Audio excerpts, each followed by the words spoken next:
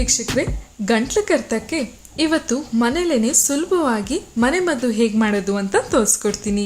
ನೀವು ನೋಡ್ತಾ ಇದ್ದೀರಾ ವಿಜಯ ಕರ್ನಾಟಕ. ಈ ಡ್ರಿಂಕನ್ನು ಮಾಡಿ ಕುಡಿದ್ರೆ ಗಂಟ್ಲು ಕೆರೆತ ಕಮ್ಮಿ ಆಗುತ್ತೆ.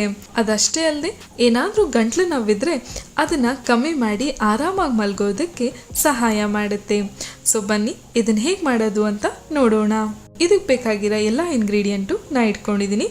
1 ಲೋಟ ಬಿಸಿ ನೀರು ಬೇಕಾಗತ್ತೆ, ಆಮೇಲೆ ಲವಂಗ ಬೇಕಾಗತ್ತೆ, ನಂತರ ನಿಂಬೆಹಣ್ಣು ಬೇಕಾಗತ್ತೆ, ಆಮೇಲೆ ಜೇನುತುಪ್ಪ.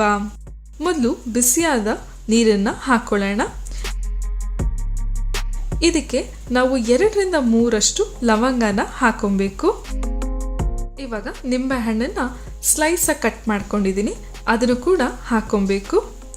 ಹಾಕೊಂಡು ಒಂದು 5 ನಿಮಿಷ ಹಾಗೆ ಬಿಡಿ. ಚೆನ್ನಾಗಿ ನಿಂಬೆಹಣ್ಣು ರಸ ಮತ್ತು ಲವಂಗ ಅದ್ರ ಫ್ಲೇವರ್ನ ಬಿಡಬೇಕು. ಲವಂಗದಲ್ಲಿ ಆ್ಯಂಟಿ ಇನ್ಫ್ಲಮೇಟರಿ ಪ್ರಾಪರ್ಟಿ ಹೆಚ್ಚಾಗಿದೆ. ಹಾಗಾಗಿ ಶೀತ ಆಗಿರ್ಬೋದು, ಕೆಮ್ಮಾಗಿರ್ಬೋದು, ಇಲ್ಲ ಗಂಟ್ಲು ನೋವಾಗಿರ್ಬೋದು ಕಮ್ಮಿ ಮಾಡುತ್ತೆ. ಅದಷ್ಟೇ ಅಲ್ಲದೆ ಸೈನಸ್ ಪ್ರಾಬ್ಲಮ್ ಇದ್ದರೆ ಅದನ್ನು ಕೂಡ ಗುಣಪಡಿಸುತ್ತೆ.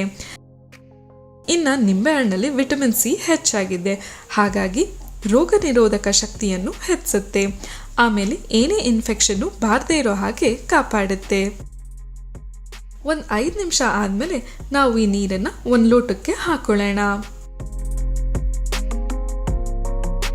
ಇದ್ರ ಒಳಗಡೆ ನಿಂಬೆಹಣ್ಣು ರಸನ ನಾವು ಹಾಕೊಬೇಕು.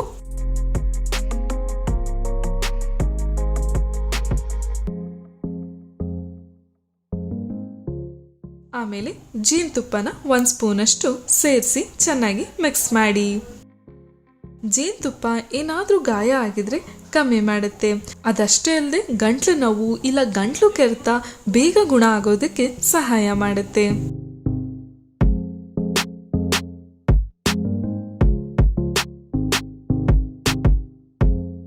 ನೋಡಿ ವೀಕ್ಷಕರೇ, ನಮ್ಮ ಮನೆ ಮದ್ದು ರೆಡಿ ಆಯಿತು. ಇದು ನಮ್ಮ ಗಂಟ್ಲನ್ನ ಆರಾಮ್ ಮಾಡುತ್ತೆ. ಅದಷ್ಟೇ ಅಲ್ಲದೆ ಟೇಸ್ಟಿ ಕೂಡ ಇದೆ. ನೀವು ಕೂಡ ಟ್ರೈ ಮಾಡಿ. ಅಕಸ್ಮಾತ್ ನಿಮಗೆ ಗಂಟ್ಲು ನೋವು, ಗಂಟ್ಲು ಕೆರೆತ, ಸ್ವಲ್ಪ ಶೀತ ಕೆಮ್ಮು ಇದೆ ಅಂದರೆ ಇದನ್ನು ಮಾಡಿ ಕುಡಿಬೋದು. ಮುಂದಿನ ಸಂಚಿಕೆಯಲ್ಲಿ ಇನ್ನೊಂದು ಟಿಪ್ಸ್ ಬಗ್ಗೆ ತಿಳಿಸ್ಕೊಡ್ತೀನಿ. ಈ ವಿಡಿಯೋ ಇಷ್ಟ ಆದಲ್ಲಿ ಲೈಕ್ ಮಾಡಿ, ಕಮೆಂಟ್ ಮಾಡಿ, ಶೇರ್ ಮಾಡಿ. ಇನ್ನು ವಿಜಯ ಕರ್ನಾಟಕ ಚಾನೆಲ್ನ ಸಬ್ಸ್ಕ್ರೈಬ್ ಮಾಡಿಲ್ಲ ಅಂದರೆ ಸಬ್ಸ್ಕ್ರೈಬ್ ಮಾಡೋದಕ್ಕೆ ಮರಿಬೇಡಿ.